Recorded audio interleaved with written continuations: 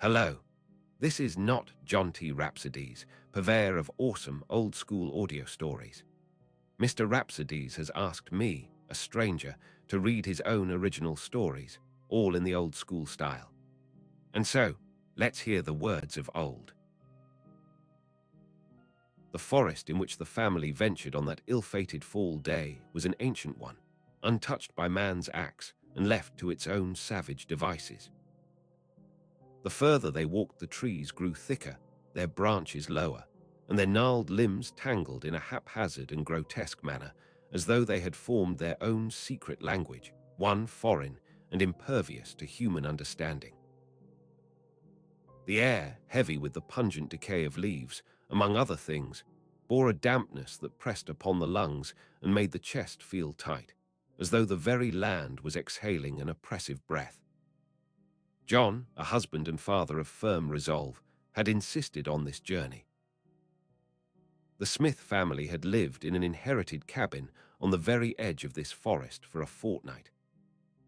On too many occasions, days and nights, they had heard things not right and otherwise ungodly. John believed they had to do something about it. It was a calling.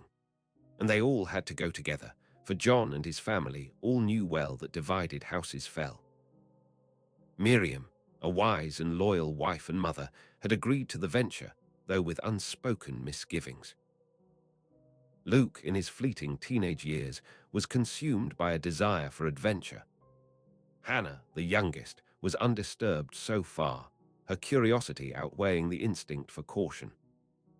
Rex, the family dog, had led the way into the dark woods, though not in his usual cavalier manner. His odd behavior caused unease among them all.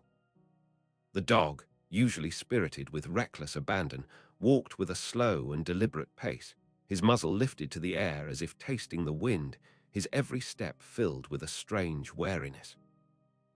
As the Smith family ventured deeper into the old wood, the sunlight dwindled, obscured by the twisted canopy above. The land grew still, the usual sounds of birds and insects hushed as though a great, unseen presence had descended upon the forest floor. It was in that unnatural silence that Luke, who had wandered ahead trying to catch up with Rex, suddenly stopped and turned back, his face pale and strained. "Father," Luke said in a voice that held something of fear in its edges, "there is something over there." Luke pointed towards the thickest part of the forest around them, where the trees grew closer together and the shadows were darker than they ought to be. John squinted into the gloom but saw nothing, that is, except for the endless procession of trees, the thick underbrush, and the obscured sky. "It's nothing but the forest, son," John replied, though his words felt less certain than they had been. The family trudged on, though a strange tension had gathered between them, as if the very forest itself had begun to lean closer to watch what was about to happen. The wind, which had been absent since their arrival, stirred suddenly, a whispering gust that seemed to say nothing but was trying to. Miriam gripped her rifle tighter, as though it might offer more than a simple sense of security. It was then that they all heard it, a sound not of the forest, but of something else, something fell and foreign. A shriek, far off and high-pitched, pierced through the trees like a cry from the depths of some unseen and forsaken world. It was not the cry of an animal, nor the call of any bird. It sounded human, but ungodly. The scream echoed through the hollows, carrying with it a chilling quality that hung in the air like the sudden scent of extreme decay. Miriam raised her rifle, her fingers steady but her face pale and her eyes white and wide. John stood still, his heart suddenly racing, and his grip tightened on his own rifle. "Stay close," he said, though his voice lacked his usual confidence.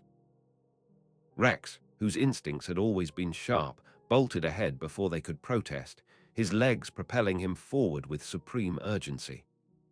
The family urged Rex to come back, but he refused. They followed him, their feet stumbling in haste, pushing through the thickets and vines that seemed to reach out as if they knew better, grasping at their feet and legs to keep them from going forward. They came upon a small clearing, a darkened space beneath the oppressive tree boughs. There, in the center of the glade, stood a creature in a tattered black robe.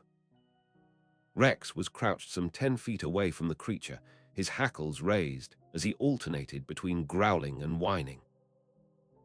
The thing seemed neither man nor beast, though it possessed a form that appeared loosely fashioned from the bones of one or the other. It was unnaturally tall and thin. Its limbs were far too long, its exposed skin pale and stretched tightly over the hollow of its bones. Its pitch-black eyes bore an expression of malignancy, of some twisted reflection of humanity that had long since shed any semblance of grace or pity. The thing turned its gaze upon all of them, and in that moment, all the air seemed to freeze like an Arctic gale. John's breath seemed to freeze in his chest. Nevertheless, he leveled his rifle at this creature that should not be walking the earth, though the weight of the weapon seemed unnaturally heavy, almost too heavy to bear. John prayed silently for strength and courage. Hannah clung to her brother Luke, her face pale and still. Rex made his move. With a bound, the dog hurled itself at the creature, snapping and snarling, its teeth finding purchase in the pale flesh. The thing shrieked. Rex tugged at the thing with all the ferocity of an animal defending its pack, pulling at the creature's clothes and legs as though to rend the skin and muscles from its very bones. Miriam fired her rifle, the shot echoing across the clearing. The bullet struck true, but the creature did not fall. Instead, it recoiled and struck back at Rex, its long arms reaching out with claws that could slice through flesh like ghastly cleavers. "Get back!" John shouted, but he did not wait for his words to be obeyed. He fired his rifle, the shots ringing through the air as his eyes remained locked on the creature. It was the final shot that brought the creature to its knees, its body shuddering and convulsing as whatever kind of life it possessed drained from it. The clearing was filled with the smell of blood, both animal and otherworldly, and still, the thing did not yield easily. It twisted slowly on the ground for several minutes, thrashing in its death knell, before it finally lay still, a hollow corpse upon the forest floor. Rex, panting heavily, stood over the creature, his body battered but unbroken. His muzzle was stained with the creature's blood, his fur matted with the evidence of the battle. Rex looked up at John, who stood frozen, his rifle still aimed at the creature's corpse. Miriam slowly lowered her rifle, her hands trembling. "Dear God, please bless and keep us and deliver us from this evil," she prayed. The family, shaken and silent, gathered themselves. They all looked down upon the twisted, ungodly form on the ground, wet with mud and blood, but not red blood. It was black and putrid. None of them could begin to define or classify what this thing was. It definitely was not human. It was like some kind of devilish joke, an arrogant insult to humanity. Without a word, the Smith family turned and left, as one does when the world reveals an unspeakable secret too terrible to bear. The forest, dark and ancient, swallowed their footsteps as they retreated, and the silence once more returned to its natural state. But the family feared that the forest would never forget them, for in that old forest they now knew there were things far older than they, and they would linger long after they were gone. They hiked back to the cabin at a feverish pace, packed their things, and left that very day and resolved never to return.